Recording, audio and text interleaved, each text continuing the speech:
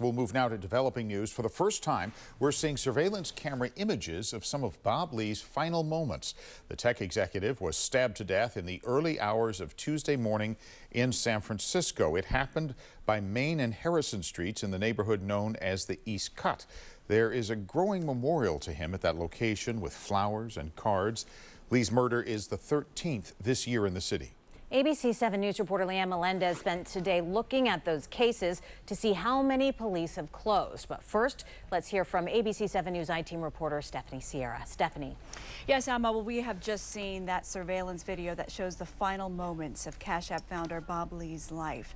And we have learned he called 911 himself and said, quote, "Help, someone stabbed me." Now, moments later, this video was recorded.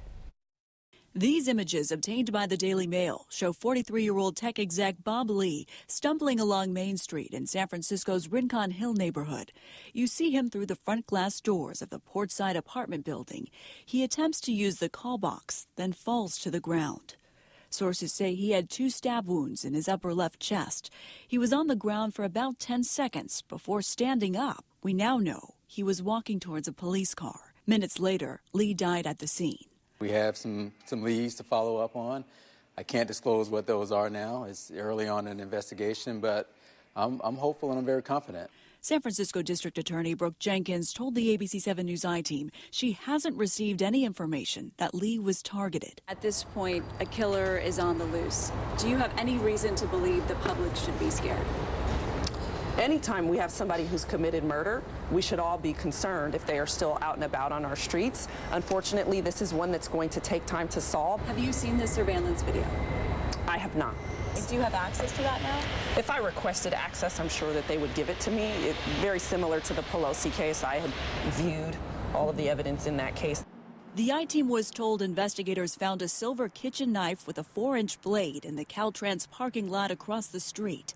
But it's unclear if that was the weapon used in the attack. Would you consider it unusual for a kitchen knife to be used in an alleged targeted attack? As a former prosecutor in our homicide unit, I have seen murders committed in all various types of ways. Sources tell the I-Team Lee was staying at one hotel, which is about a half-mile away from the Portside apartment building, where Lee was found outside. Sam Habash owns the convenience store across the street. But I know this neighborhood has been going backward. To your point, I mean, this doesn't happen a lot around here. Not really, no, but we've never seen nothing like this. While the moments that led up to this attack remain a mystery, DA Jenkins dispels rumors this attack is part of escalating violent crime in San Francisco. I would ask that people not rush to judgment about the circumstances of this murder.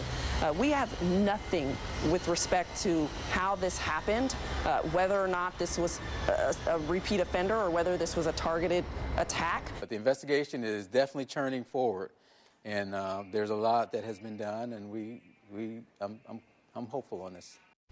Sources tell us investigators say Lee's cell phone and his wallet were not stolen during the attack, and both items were recovered at the scene. Now, SFPD is still asking anyone with any video surveillance or dashcam video from late Monday night to early Tuesday morning in the Rincon Hill area around Main Street to send it in as soon as possible.